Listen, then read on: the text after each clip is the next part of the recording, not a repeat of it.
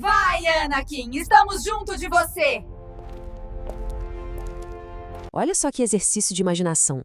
E se a gente pegasse o maior vilão da história do cinema e o colocasse para percorrer a maior jornada de redenção da literatura? É exatamente isso que a gente vai fazer aqui. Vamos explorar como seria a jornada de Darth Vader pelo purgatório de Dante.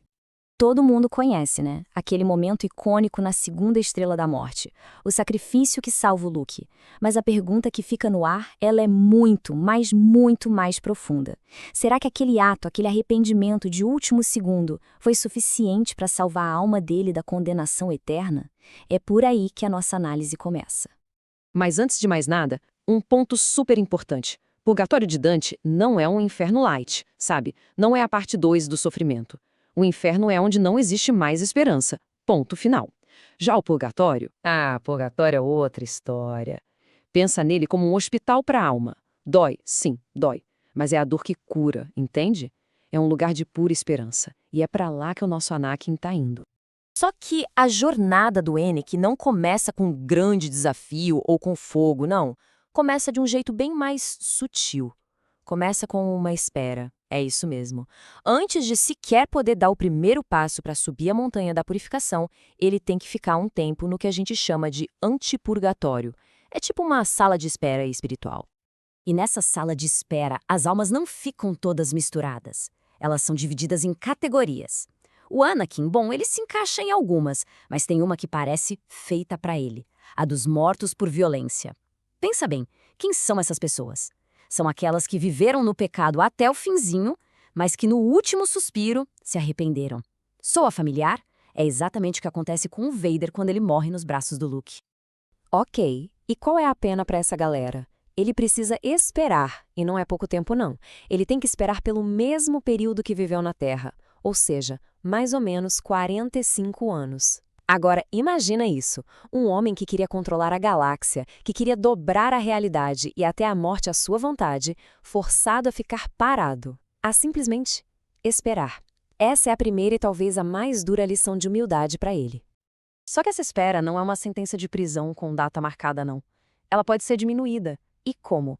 Pelas orações de quem ficou vivo. E é aqui que a história fica poética. Pensa na ironia. Anakin Skywalker, o escolhido, o cara que achava que o poder dele vinha de dentro, agora depende totalmente da boa vontade, da misericórdia e das orações dos filhos que ele feriu tanto. O perdão do Luke e, eventualmente, da Leia vira a chave que abre a porta para ele seguir em frente. Então, depois que esse tempo de espera termina, seja pelos 45 anos ou pelas orações dos filhos, o Anakin finalmente pode entrar. Ele passa pelos portões do purgatório de verdade. E agora sim, agora a coisa fica séria. Começa a purificação real, a escalada da montanha, onde ele vai ter que encarar um por um os pecados que o levaram para o lado sombrio. E por onde tudo começa? Pela raiz de todo o mal, a soberba, o orgulho. É só lembrar do que o próprio Anakin dizia. Ele não queria só ser um Jedi poderoso, ele queria ser o mais poderoso. Queria aprender a controlar a morte. Essa ambição de se colocar acima de tudo, acima da ordem natural das coisas. Essa ideia de que por ser o escolhido, as regras não se aplicavam a ele. Esse foi o começo de tudo. Para a gente entender as provações que ele vai passar agora, a gente precisa de um conceito-chave: o contrapasso. É uma palavra chique, mas a ideia é simples. É a lógica do purgatório. Basicamente, a punição é um espelho do pecado, mas de um jeito poético, simbólico. A cura para cada pecado é, na verdade, uma inversão total de como aquele pecado era praticado. E a cura para a soberba do Vader, nossa, é o contrapasso em sua forma mais genial e poética. Lembra do Darth Vader? Aquele gigante que intimidava todo mundo só com a altura, com a presença? Pois é, agora ele é forçado a carregar uma pedra pesadíssima nas costas. Tão pesada que ele fica todo curvado, com o rosto quase no chão. Ele não consegue mais olhar de cima para baixo para ninguém. A única coisa que ele consegue ver é o pó. O peso do ego dele virou uma coisa literal. Depois de se livrar desse peso todo da soberba, a subida fica mais fácil, e o Anakin chega no segundo terraço da montanha. E aqui ele vai ter que encarar a emoção que foi o combustível para todos os seus atos mais terríveis: a ira, o ódio. E o contrapasso aqui é algo muito, muito pessoal para ele. A punição para quem foi dominado pela ira é caminhar completamente cego no meio de uma fumaça densa que sufoca. Mas para o Anakin não é uma fumaça qualquer. É a fumaça de Mustafar, aquela cinza vulcânica, sabe? É a mesma cegueira da raiva que fez ele atacar Padmé e o Obi-Wan. O lugar que o destruiu fisicamente, agora é a ferramenta que vai purificar a alma dele. Subindo mais um pouco, ele chega no terraço da luxúria. Mas calma aí. Na lógica de Dante, luxúria não é só desejo físico, nem perto disso. É sobre amor desordenado.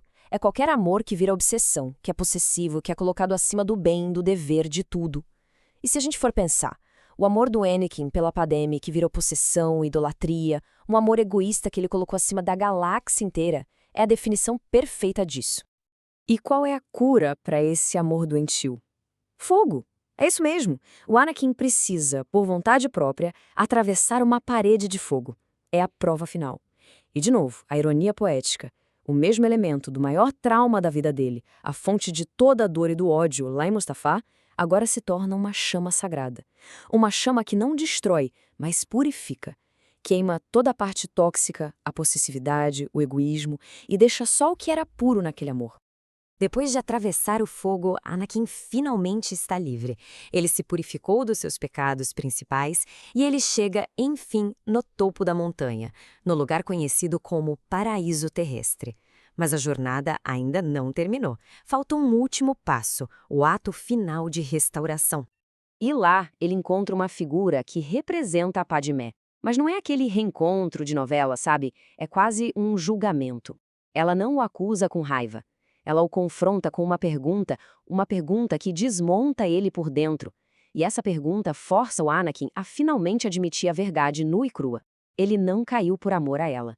Ele caiu por amor a si mesmo, pelo seu desejo de ter controle sobre tudo.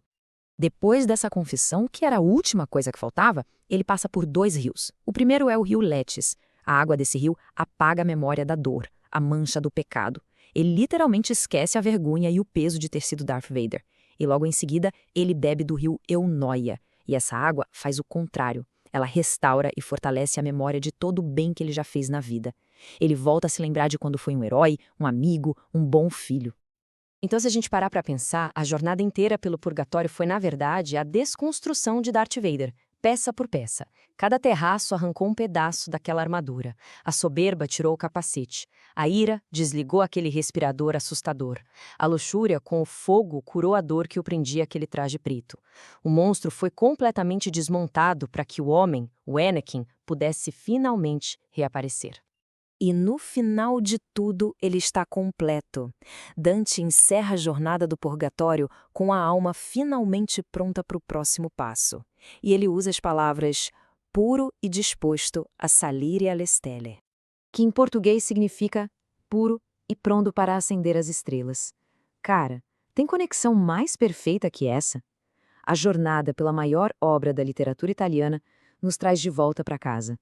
De volta para uma galáxia muito, muito distante, onde Anakin Skywalker, que não é mais Jedi nem Sith, mas simplesmente uma alma redimida, finalmente se torna um com a força.